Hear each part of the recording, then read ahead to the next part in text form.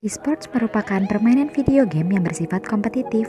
E-sports yang kini menjadi fenomena global ternyata bermula dari sebuah kompetisi yang diadakan oleh suatu komunitas dan awalnya hanya berhadiah majalah. Sama halnya dengan email yang merupakan kependekan dari electronic mail, e-sports sendiri adalah kependekan dari electronic sports, yaitu olahraga yang menggunakan game sebagai bidang kompetitif utama dan dimainkan oleh profesional. Beberapa waktu lalu, e-sports sama sekali tidak dikenal. Akan tetapi, sekarang ini, fenomena e-sports terus berkembang dan mulai memancing perhatian dari berbagai kalangan, mulai dari gamers, media, hingga perusahaan-perusahaan besar yang sama sekali tidak bergerak di bidang e-sports. Pada tahun 1972, pada masa komputer masih jarang ditemui, jaringan internet belum secepat sekarang, dan belum banyak judul video game, sebuah kompetisi game diadakan di Universitas Stanford. Para murid diundang ke dalam sebuah kompetisi yang diberi nama sebagai Intergalactic Space War Olympic. Sebuah kompetisi untuk game yang berjudul Space War dan hanya berhadiah 1 tahun langganan majalah Rolling Stone yang tengah hits pada zamannya. Setelahnya, satu persatu kompetisi game yang sejenis pun bermunculan. Sekitar tahun 1980-an, Atari menggelar kompetisi Space Invader dengan sekitar 10.000 peserta terbesar pada masanya. Sejarah singkat e-sport. Singkat cerita, di era 90-an, saat teknologi internet mulai merebak di Amerika Serikat, kompetisi game ini pun ikut berkembang. Perkembangannya menjadi kompetisi online game, beserta dengan munculnya organisasi yang mempunyai visi untuk menjadikan kompetisi game ini menjadi sebuah industri baru, yaitu industri e-sports. Ketika itu, game yang dipertandingkan mulai beragam, seperti game Quake, Counter-Strike, dan Warcraft. Memasuki tahun 2000-an, perkembangan e-sports menjadi semakin pesat. Korea Selatan menjadi salah satu negara yang terbilang sangat menerima budaya ini. Para pemainnya disanjung dan dipuja layaknya sosok artis ibu kota sekelas EXO, Big Bang, BTS, dan jajarannya. Sampai akhirnya, e-sports menjadi berkembang seperti saat ini di masyarakat. Pada tahun 2019, cabang e-sport untuk pertama kalinya dipertandingkan dalam SEA Games Filipina.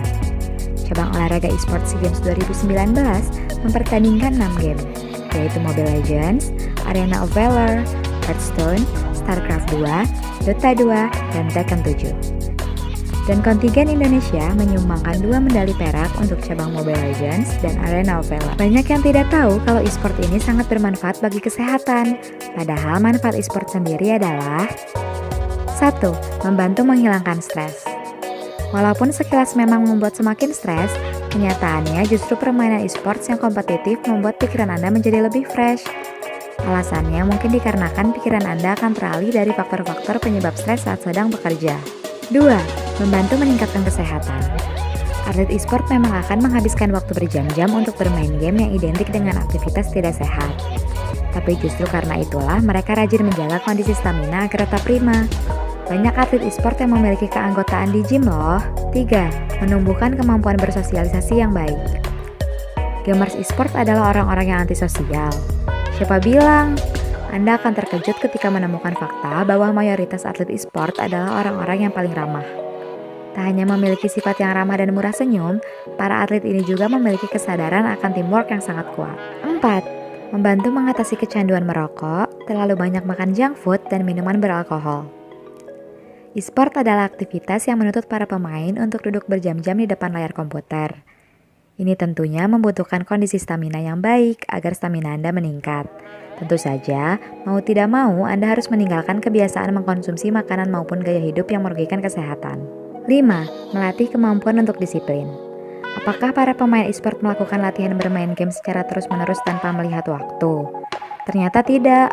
Malah, para pemain e-sport ini memiliki jadwal latihan yang harus mereka taati setiap saat. Tentu saja, ini sangatlah membantu mereka dalam memupuk jiwa disiplin.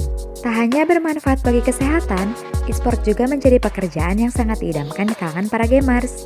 Bagaimana tidak, beberapa tahun belakangan ini, e-sport sudah berkembang menjadi industri yang sangat menjanjikan. Dunia e-sport dianggap menjanjikan karena kompetisi-kompetisi besar semakin sering diadakan. Hadiah yang diberikan juga tidak main-main untuk sebuah event besar. Belum lagi jika sebuah tim itu sudah dianggap punya nama di jajaran tim profesional. Tawaran kerjasama dari beberapa brand juga akan menambah pundi-pundi penghasilan seorang pro player. Pada tahun 2017, RRQ juga mengukir prestasi dengan memenangkan kompetisi yang sama yaitu PBNC dan memenangkan turnamen berskala internasional yaitu PBIC yang diikuti oleh beberapa negara seperti Thailand, Filipina, Rusia, Brazil, Eropa, Turki, Amerika Latin, Amerika Utara, dan India. RRQ berhasil memenangkan hadiah sebesar 50.000 US dollar pada kompetisi itu dan membawa nama e-sport Indonesia ke kancah internasional.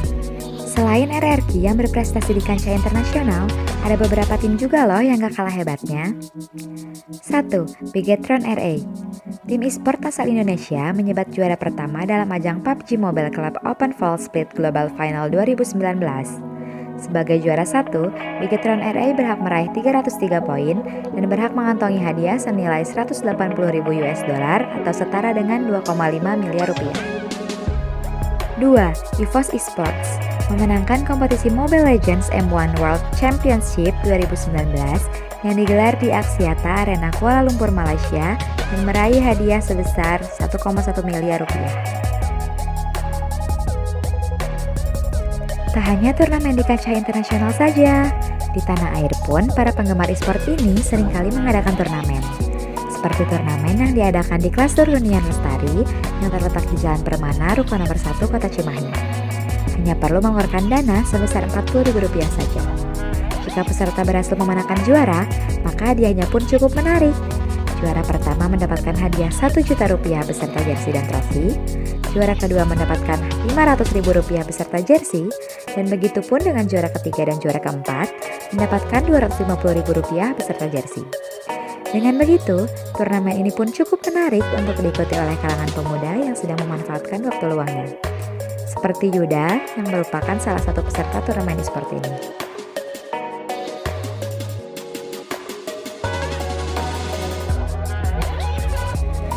Awal mula saya suka dengan game, mungkin dari kecil ya saya suka main game. Cuman kalau untuk ikuti turnamen baru-baru sekarang sih kalau misalkan kayak gitu. Terus saya juga sering sering main di karangan rumah kayak gitu. Jadi ada temen lah suka main kayak gitu. Jadi nggak terpatok di turnamen.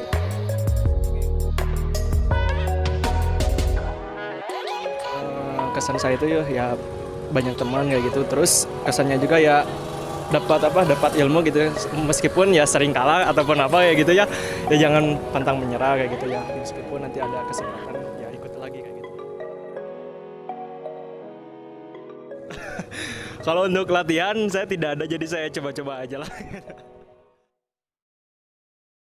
Untuk persiapan sendiri ya mungkin dia belajar dari rumah lah, nggak bukan belajar tapi ya main personal aja kayak gitu, jadi nggak harus belajar kayak gitu lah.